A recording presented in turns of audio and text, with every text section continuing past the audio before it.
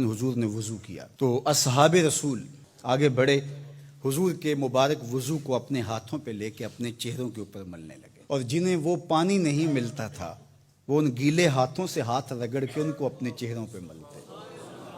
محبتوں کا یہ انوکھا انداز۔ کچھ لوگ دلیلیں ڈھونڈتے رہ جاتے ہیں، اللہ اکبر، پانی ہڑا نو لوڑ کی راہ براندی، پہنچے آپ دریا سرکار یارا۔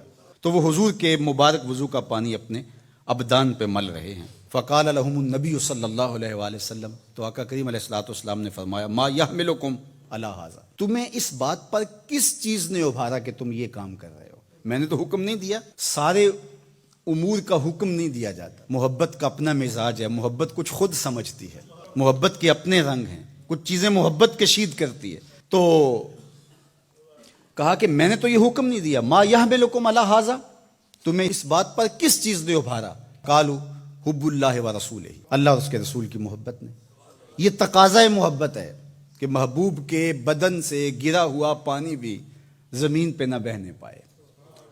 حضور علیہ الصلوۃ والسلام نے ایک دن پچنے لگوائے اور ایک صحابی کو کہا، جاؤ اس کو ایسی جگہ بہا آؤ جہاں کسی کے قدم نہ پڑے۔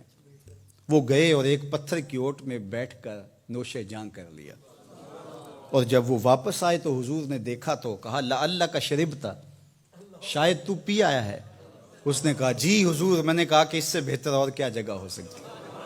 تو آقا کریم ناراض نہیں ہوئے بلکہ فرمایا، یا غلام قد حررت نفسک من النار، اے بیٹے تو نے اپنے آپ کو آتش دوزخ سے نجات دلا دی۔ تو حضور نے فرمایا، ما یحملکم علی ھذا، تمہیں اس چیز پر کس نے ابھارا ہے؟ تو انہوں نے کہا، اللہ اس کے رسول کی محبت نے۔ تو اب اللہ کے محبوب علیہ السلام نے اس کی نفی نہیں کی کہ یہ اللہ رسول کی محبت نہیں ہے، محبت کا یہ تقاضا ہے، لیکن دوسرا پہلو حضور نے یہاں واضح کر کے بیان فرمایا، اور یہ نبی کا منصب ہے۔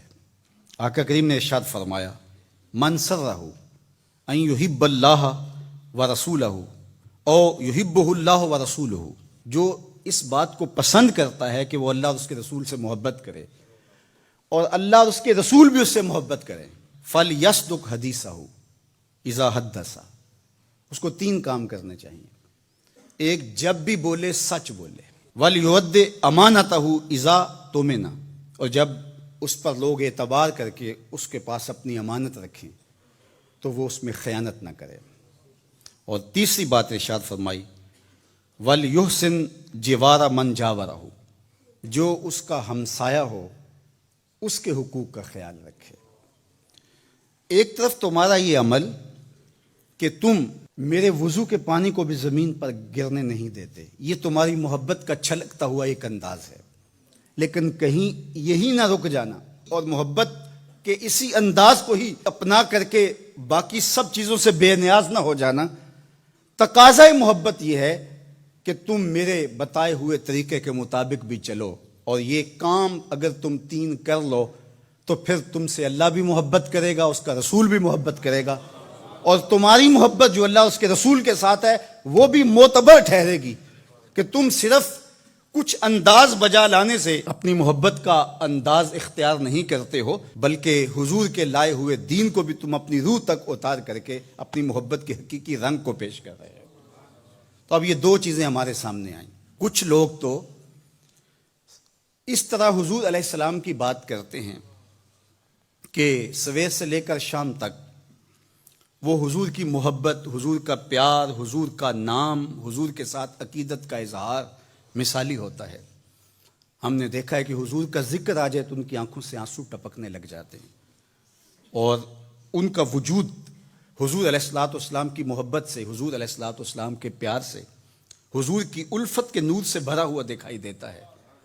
لیکن ہم جب دیکھتے ہیں تو وہ 5 گانا نماز بھی نصیب نہیں ہوتی، اللہ کے بندوں کے جو حقوق ہیں ان میں وہ بہت زیادتی کر رہے ہوتے ہیں۔ اور دوسرا رویہ یہ ہوتا ہے کہ وہ تہجد بھی پڑھیں گے، حقوق العباد کا خیال بھی رکھیں گے، لیکن حضور کا نام بھی صحیح طریقے سے لینے کی توفیق نہیں ہوتی۔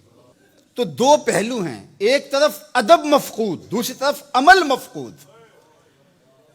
حضور علیہ السلام نے کہا کہ تمہارا یہ عمل کہ تم میرے وضو کے پانی کو بھی زمین پر نہیں گرنے دیتے، اور دوسری طرف یہ کہ اگر تمہارا یہ عمل نہیں ہوگا تو پھر تمہارے اس عمل اور تمہارے اس رویے کی تحسین نہیں کی جائے گی، تو توازن کے ساتھ آگے بڑھنا چاہیے۔